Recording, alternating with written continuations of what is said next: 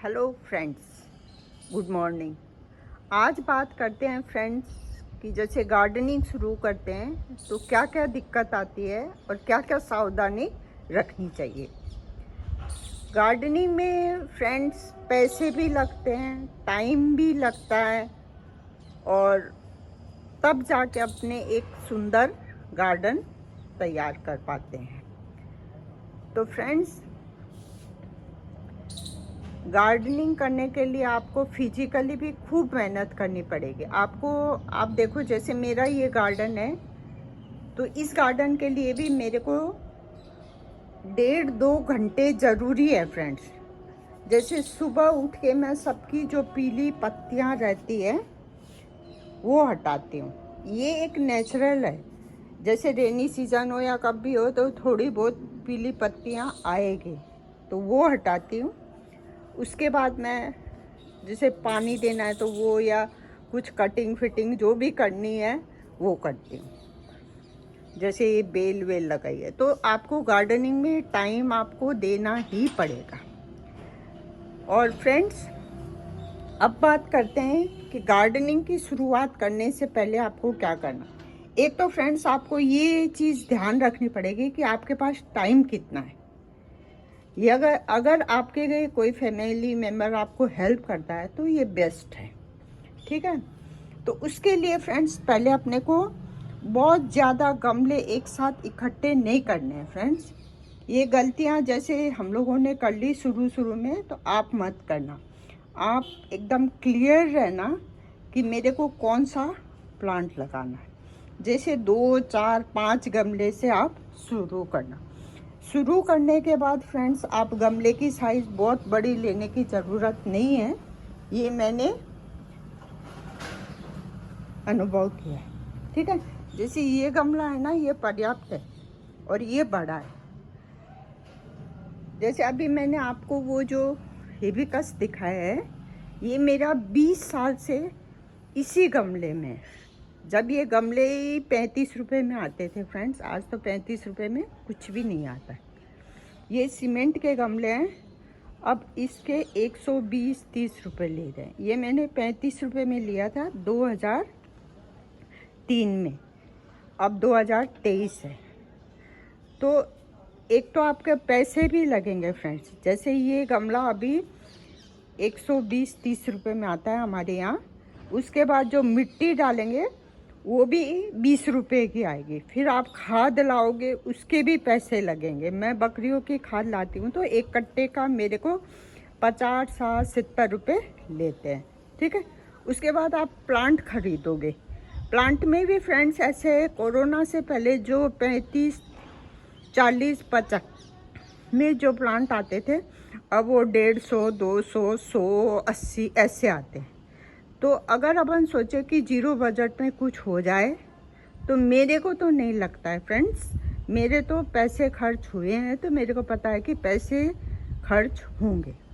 अब उसके बाद जैसे आप सोच लो कि मेरे को 5 प्लांट लगाने हैं, तो आप घर से ही दिमाग बना के ही जाना। जैसे अपन नर्सरी में जाते हैं ना, तो जैसे नर्सरी में अपन माली भैया को ऐसे कहते हैं मेरे को ये दो, वो ये दिखाएगा वो दिखाएगा, तो कंफ्यूज ही होंगे आप। जैसे आप सोच लो कि मेरे को 2 हिबिस्कस लगाना है, तो आप हिबिस्कस देख सकते हो, कलर देखना। और फ्रेंड्स, हेल्दी प्लांट देखना। हेल्दी प्लांट ला के आप लगाना। लगाते ही तो वो बड़ा होगा नहीं, आपको पेशेंस भी चाहिए, आपको टाइम भी देना पड़ेगा। तो धीरे धीरे वो बढ़ेगा और उसमें फ्लावरिंग आएगी। तो उसमें भी क्या होता है फ्रेंड्स, क्लाइमेट का बहुत फ़र्क पड़ता है। मैं हूँ दार्जिलिंग से। जब मैं शादी होकर राजस्थान आई तो मेरे को लगा, मैंने आते ही नहीं किया फ्रेंड्स। मैंने पहले अपने बच्चों को पढ़ाया लिखाया। जैसे ही उन्होंने 10th 12th पास की, उसके बाद मैंने गार्डनिंग में ध्यान दिया। तो जैसे मैं दार्जिलिंग से हूँ तो फ्रेंड्स, पहाड़ी इलाकों में इतना ये आपको ये धूप का, ये पानी का, ये वो इतना काम नहीं करना पड़ता है। लेकिन जब मैं राजस्थान में आई तो मेरे को समझ में आया कि इतनी गर्मी में प्लांट की केयर करना कितना मुश्किल है। तो फिर जैसे अपने को धूप में रखना है या सर्दी में भी बहुत ज़्यादा सर्दी है तो प्लांट ख़राब होते हैं, तो वो आपको ध्यान रखना पड़ेगा कि जैसे फ्लावरिंग प्लांट है ना फ्रेंड्स, वो तो फुल धूप में चल जाएंगे आपके, लेकिन जैसे ये सब है ना ऑर्नामेंटल प्लांट, जैसे क्रोटन भी है मेरा यहाँ अच्छा चल रहा है, अगर मैं इसको यहाँ रखूँ, पहले मेरे यहीं था तो सर्दियों में इसकी पूरी पत्तियाँ जल गई थी। तो आपको ये सब चीज़ें भी अपने एरिया के हिसाब से, जैसे आप जहाँ रह रहे हो वहाँ का वातावरण कैसा है वो ध्यान रखना है। जैसे ये एरेलिया है, तो एरेलिया को मैंने यहाँ रखा क्योंकि यहाँ पर मेरे इस बेल की छाया रहती है। तो अपने को ये चीज़ें ज़्यादा ध्यान रखनी है कि किस प्लांट को कितनी धूप चाहिए। जैसे आप रखोगे ना, आपको धीरे धीरे सब समझ में आ जाएगा। जैसे आपका प्लांट लगी है, पत्तियां जल रही है, तो आप उसको छाया में उठा के रख दो। अगर आपका फ्लावरिंग प्लांट है तो बराबर पानी दे के आप फुल धूप में रख दो। अब जैसे मैंने ये लगाया फ्रेंड्स, ये मीठा नीम है, तो मीठे नीम को मेरे को 1 साल इसमें ग्रोथ नहीं दिखी फ्रेंड्स। पहले मैंने ज़मीन में भी लगाया था, 1 साल के बाद ही ये अच्छी ग्रोथ लेता है। ये देख लो, अब आप अच्छा खासा है। मैं इसकी कटिंग करती जाऊंगी और ये प्लांट मेरे गमले में ही रहेगा। तो इन सब चीज़ों का आपको ध्यान रखना है, कितनी धूप में रखना है, पानी का बराबर ध्यान रखना। आप ऊपर की मिट्टी चेक कर लो। अब ये देखो फ्रेंड, मैंने सबको एक साथ ही पानी दिया, इसकी मिट्टी गीली पड़ी है, इसकी थोड़ी सूखी हो गई है ना। तो ये सब चीज़ आप देख लो, अगर जैसे सूखी दिखे तो आप पानी दे दो। और इधर देखो, ये भी सूखा है। अब ये जैसे है ना, तो इसमें बरसात का पानी गिर रहा है तो ये थोड़ा ख़राब हो रहा है, बेबी सनरोज। तो इन सब चीज़ों का फ्रेंड्स जब आप लगाओगे आपको धीरे धीरे समझ आ जाएगी। जैसे कॉलियस है, तो कॉलियस को 1-2 जन मिलके 4 प्लांट लाओ, तो आधे आप उनको दे दो और उनसे कटिंग आप ले लो, आपकी कटिंग उनको दे दो। ये कटिंग से लग जाते हैं प्लांट। तो धीरे धीरे जब आप लगाओगे, और अब तो फ्रेंड्स सबसे अच्छा है कि यूट्यूब में कुछ भी आप सर्च करके या वीडियो देख के जिसका आपको विश्वास लगे उसको सब्सक्राइब करके भी आप अच्छी खासी नॉलेज ले सकते हो। एक फ्रेंड्स पॉट साइज भी बहुत ज़रूरी है। अब मैं इसको पीस लिली को अगर बड़े गमले में लगा दूँ तो ये नहीं चलेंगे फ्रेंड्स।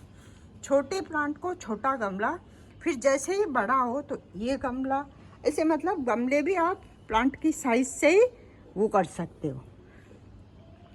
एक फ्रेंड्स, आपको अगर टाइम है तो आप ज़्यादा मेहनत वाले पौधे लाना। अगर आपके पास समय कम है, आपको थोड़ा गार्डन को हरा रखना है, तो आप जैसे मोरपंख ले आओ।